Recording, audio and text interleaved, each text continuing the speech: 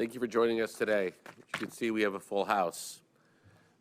Just this morning, following the President's direction, the Department of Health and Human Services issued the order to formally direct states, tribes, and territories to make all adults eligible for COVID vaccines no later than May 1st. Even as we take steps to expand eligibility for vaccines in advance of May 1st, we continue to emphasize to states the importance of prioritizing vaccinations for higher risk populations. Two areas states can focus on in particular are first, vaccination programs for congregate settings and homebound populations. And second, creating priority scheduling pathways and dedicated slots for higher risk populations. Today, our team is going to highlight aggressive actions we are taking to use diagnostic testing to help defeat the pandemic and allow people to safely return to normal activities. We've recently discussed investments in at-home and point-of-care testing, which can contribute significantly to our ability to safely get back to normal life. Today, we're releasing details about how our testing strategy can be advanced in 3 additional critical ways.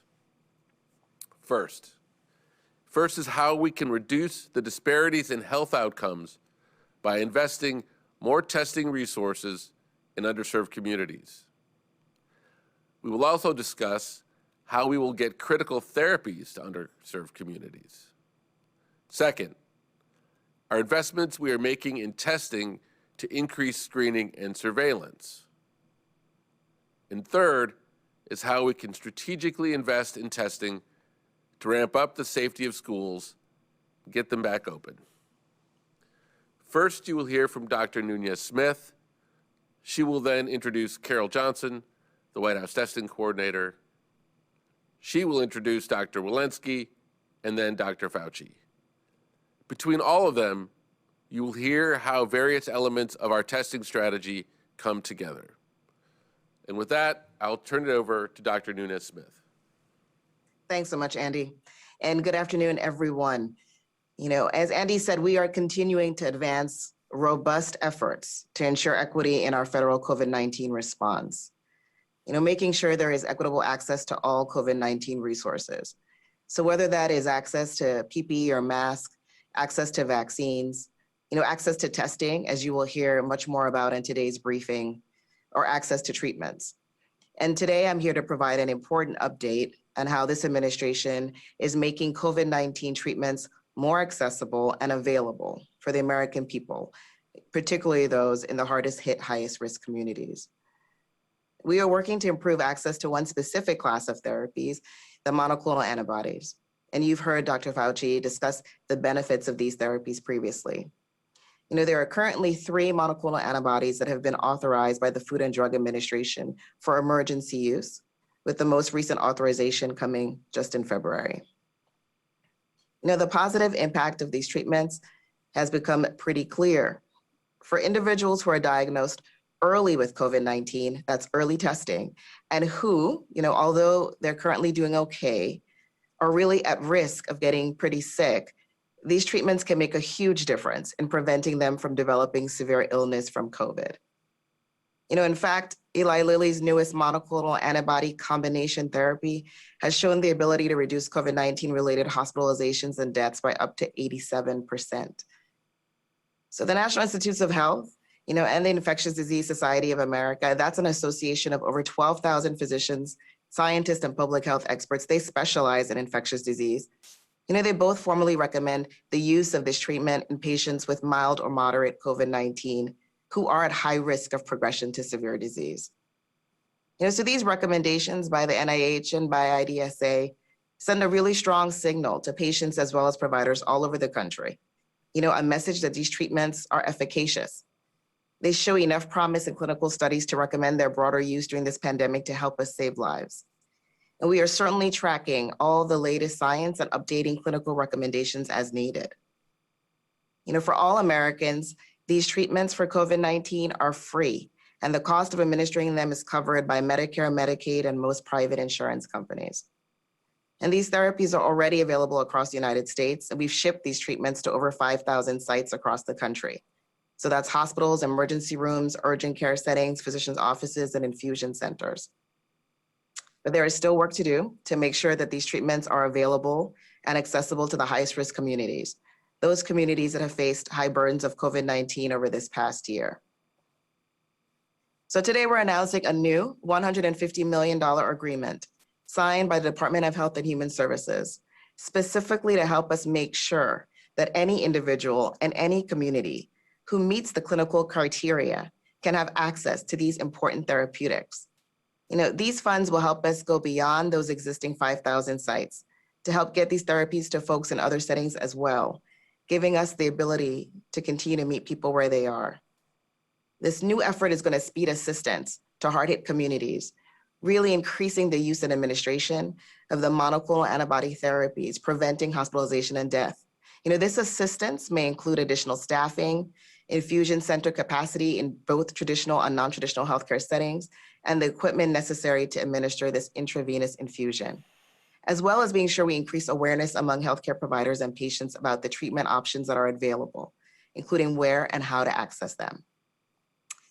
So this is just another example of how we are committed to an equitable COVID-19 response. We're working absolutely to keep people from getting COVID-19 in the first place. And the vaccines that are currently being administered across the country are key to doing just that. But for those individuals who get COVID-19, we want to make sure that they too have the benefit of the latest in scientific discovery to help them hope and help toward a safe and speedy recovery. So you can learn more about these monoclonal antibodies and how to access them by going to combatcovid.hhs.gov. And with that, I'll turn it over to Carol Johnson, the testing coordinator and the White House COVID-19 response team. Carol? Thank you, Dr. Nunez-Smith. When the president announced his national strategy to fight COVID, he outlined a comprehensive plan to scale and expand testing in order to safely reopen schools and society. Today, thanks to the American Rescue Plan, we're turning that plan into action. We know that school districts want to reopen, but up to this point, many lack the resources to set up COVID screening programs for students, teachers, and staff to help keep COVID out of our schools. Today, that all changes. Earlier today, the Department of Education announced the state funding allocations for the $122 billion in the American Rescue Plan to help schools invest in mitigation strategies like PPE, additional space, more teachers, and extending their critical learning and enrichment programs. And today, the Department of Health and Human Services announced plans to distribute $10 billion to support COVID-19 testing in schools across our country. With this funding for testing, every state in America will have access to millions of dollars to set up screening testing programs to add a layer of protection for schools, teachers, and students. This funding can be used to test teachers and staff, students, and others with symptoms of COVID, those who may have been exposed, and to establish sustained regular screening testing programs across the school system. We recognize that establishing a COVID testing program is new for many schools, and that's why CDC will work with state and local health departments to support technical assistance to help schools and states in standing up and implementing these programs. With this critical funding from the American Rescue Plan, we hope more schools will reopen across the country and more kids will be back in the classroom soon. We know that testing works. We know that it works to identify cases and slow the spread of COVID. And we look forward to working with schools to implement this exciting new program. Finally, I want to note that this work builds on additional actions the administration has already taken to scale up testing nationwide, like establishing regional coordinating centers to help accelerate testing and make the process easier, increasing domestic manufacturing of testing supplies, and rapidly increasing genomic sequencing. The American Rescue Plan, which was signed into law last week, will invest nearly $50 billion overall in testing. We believe it is important to get the first $100 billion out to states for school reopening as quickly as possible. So with that, I'll turn it over to Dr. Walensky, who will share additional testing news for today. Thank you, Dr. Walensky. Thank you, Carol, and good afternoon. I'm glad to be back with you today. Let's start first with an overview of the data. Cases continue to hover around 50 to 55,000 cases per day, and the most recent 7-day average is 53,000 cases per day. Hospital admissions continue to fall, with the most recent 7-day average just over 4,700 admissions per day. We continue to see declines in the number of deaths from COVID-19, averaging slightly more than 1,100 deaths per day over the last 7 days. Today, I want to spend a little time discussing COVID-19 testing and why this remains a critical component of our comprehensive approach to ending this epidemic. Reliable and widely available testing is a crucial part of our efforts to stop the spread of COVID-19. But several factors can make testing strategy decisions complex, including the different kinds of tests available, the changing dynamics of the pandemic in communities, and the increasing proliferation of new variants that are more transmissible. Having clear, evidence-based recommendations to help state and local public health departments and the medical community make informed decisions about COVID-19 testing is paramount to an overall national testing strategy. Today, CDC is releasing a suite of 5 updated guidance documents on COVID-19 testing, building on the latest science, available testing options, and what we have learned about testing during this pandemic. Our testing overview guidance describes the available tests that are used to detect COVID-19, how to choose a test, and the reasons for using them. They also explain the impact of vaccination on testing. Importantly, until now, limited test capacity has resulted in our use of tests for largely diagnostic purposes, when someone presents with symptoms or has been exposed. Only in selected places have we capitalized on the benefits of how testing can be used as a screening intervention with frequent tests to identify asymptomatic disease and prevent clusters before they start. Testing can also be used as a surveillance tool to monitor the burden of disease in communities. Our newly released set of guidances offers a comprehensive approach to testing and helps to prevent the spread of COVID-19 through the rapid identification and isolation of people who are infected, including those who do not know they are infected because they do not have symptoms. The updated overview also provides new information about health equity issues related to testing.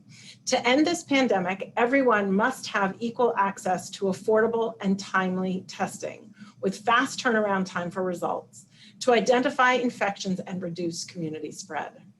In addition to the overview guidance, we are also releasing 4 complementary guidance documents that focus on testing in specific settings, including correctional and detention facilities, non-healthcare workplaces, institutions of higher education, and homeless shelters and encampments.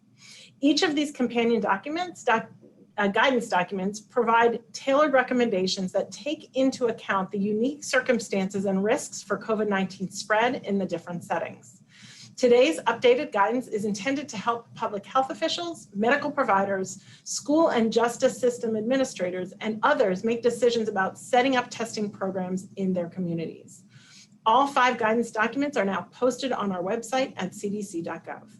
And while guidance is critical to informing decision-making for COVID-19 testing, it's equally important that testing programs in communities are supported with resources to do the work.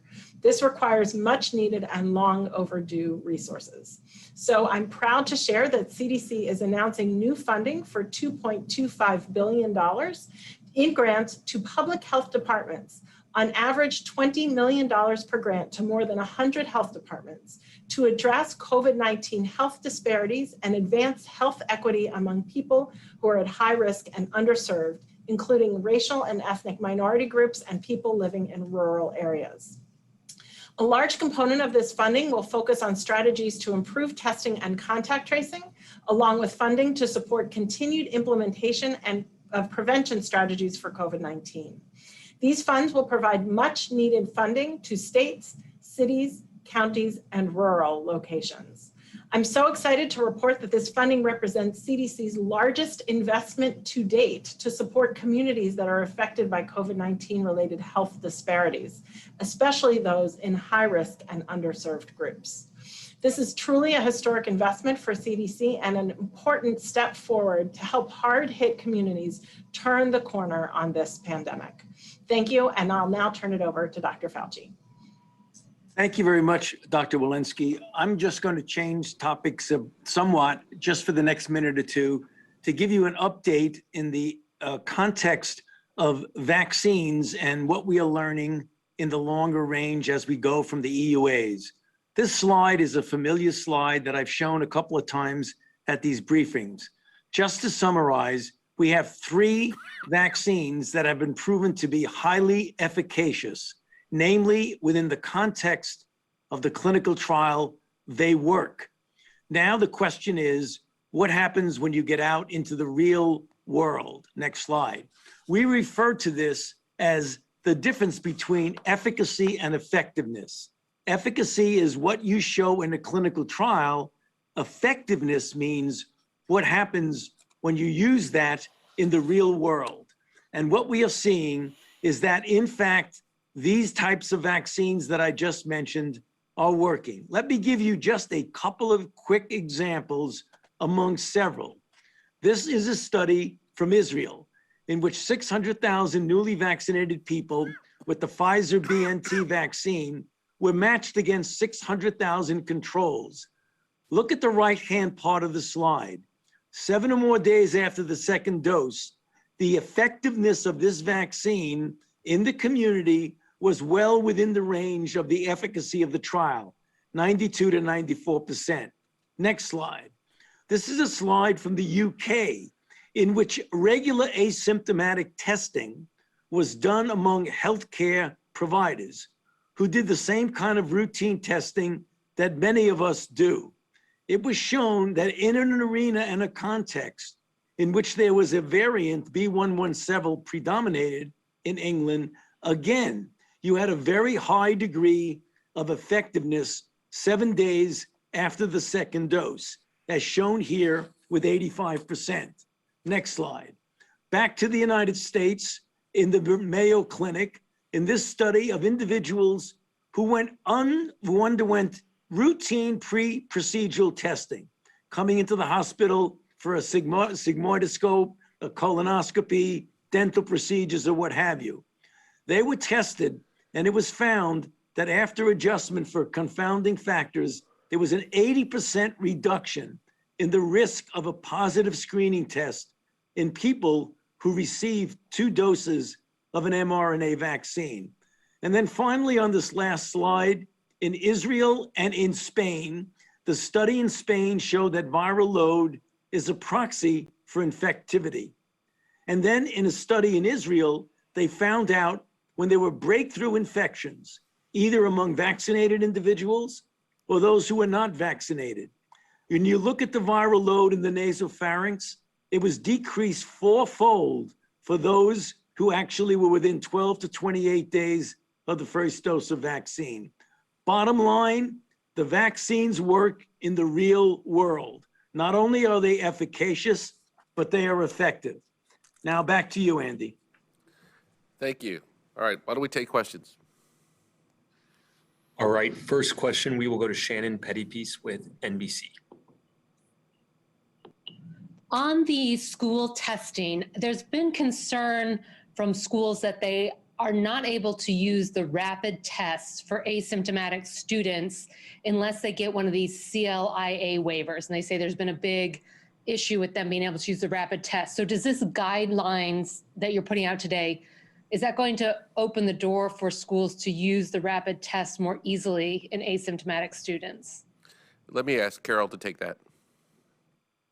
Yeah, so I will say that the CDC is putting out guidance today, but there's more work to do. We're putting these resources out to help schools plan, but we continue to work on the policy background here, and there continues to be work to do. We have seen some states do some creative work around CLIA waivers, and we have seen some work from the Department of Health and Human Services to make it easier to access CLIA waivers, and we're going to continue to work on that issue.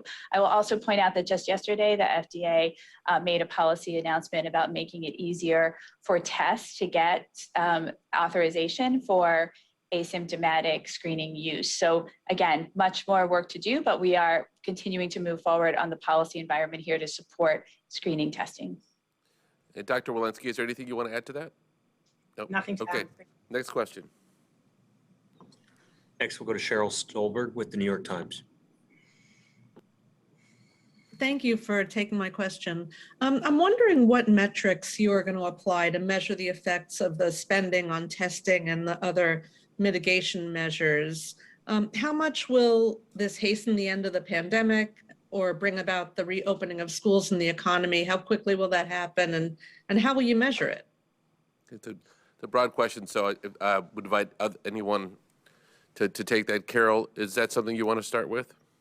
Yeah, let me just start by saying that our goal from the front end was that we have heard from folks who work directly with school districts about schools that are anxious to have the resources to be able to do testing to support their reopening.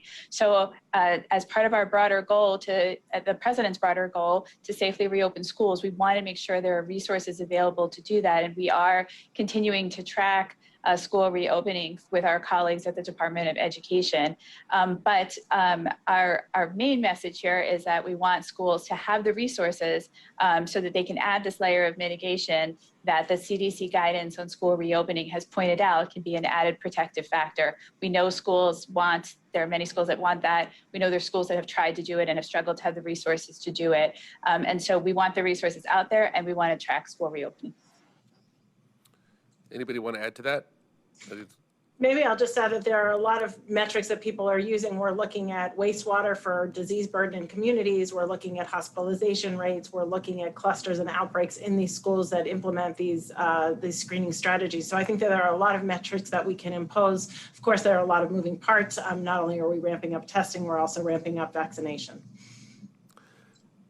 I would just add as a reminder for everyone that since the president's call for schools to be open, we have issued a set of guidelines from the CDC to help with a roadmap to do that, prioritize vaccinations for teachers, and now this commitment around testing. So the question, I think, for the administration and for the schools in the country is not whether they can be open, but how. And I think with this roadmap, with this testing resources, with these vaccinations, there is a clear path there. Next question. Next, we'll go to April Ryan with DeGrio.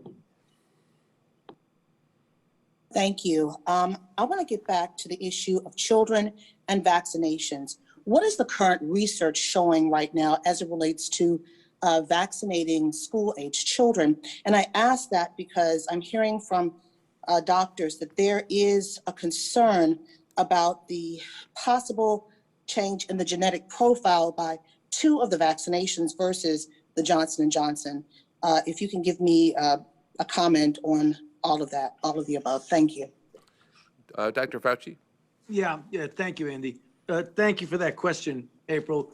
Right now, there are a couple of studies from multiple companies looking at vaccines in children. Just to let everybody know where we are, the vaccine studies that are done right now are looking at both safety and immunogenicity. It's not looking for vaccine efficacy signals because you would need tens of thousands of people in those trials. We're trying to do bridging studies to show comparable immunogenicity at the same time of looking at safety. We will know answers to that for high school level individuals by the time we get to the fall. And when you do an age de-escalation in younger children, we just started a study with Moderna literally this past week in which we're going to do age de-escalation from 12 to 9, 9 years to 6 years, 6 years to 2 years, and 6 months to 2 years. We're going to be looking at multiple aspects of safety. There is really no biological reason at all to indicate or even predict that you would even see any modification of the genetic profile when you're dealing with an mRNA, which has no way of integrating into the genome of a cell. So it is a question, April, that gets asked frequently, but there's no biological mechanism why we can see how that would happen. We're going to be looking at all aspects of safety, but I really don't predict you're going to see anything in that space. Next question. Next, we'll go to David Lim at Politico.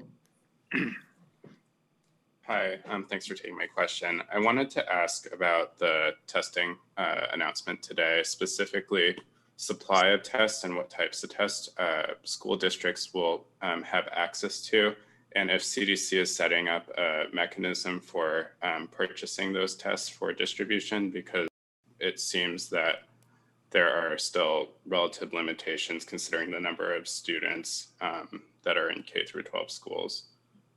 All right, why don't we start with Carol? Yeah, thanks, David. We are obviously closely monitoring supply and expect that some of the efforts to onshore supply will start to dovetail with the increases associated with this screening testing. We hope that the president's commitment to testing with a nearly $50 billion investment in the American Rescue Plan is a strong signal to all about our commitment to testing and the importance of continuing to ramp up and expand testing. And we are using those resources to not only expand testing, but to address critical supply issues. As we announced earlier last month that we were going to invest critical resources in raw materials and other issues that have presented shortage issues in the past. The awards from CDC, I should let Dr. Walensky add anything that she'd like, but these will be awards to state health departments for the purposes of helping to help schools stand up testing programs. Some schools have testing programs, and so the intent is not to disrupt the relationships that they have. Others need help in connecting to programs, and the federal government is continuing to work to build up the federal supply schedule to ensure that people have easy access to affordable testing. And maybe I'll just add that we're excited because it's not just to the state health departments, but this goes to the local health departments, it goes to rural and urban health departments, so that we can really facilitate not just the testing, but the contact tracing, the other prevention interventions, the technical support that these local health departments will need to implement this testing. Thank you. Next question. Next, we'll go to Shara Stein at Bloomberg. Hi, thanks. You used to break down all of the vaccines that we're getting by various streams. So one by states, tribes, and territories, then by pharmacies, and then now we're seeing community health centers.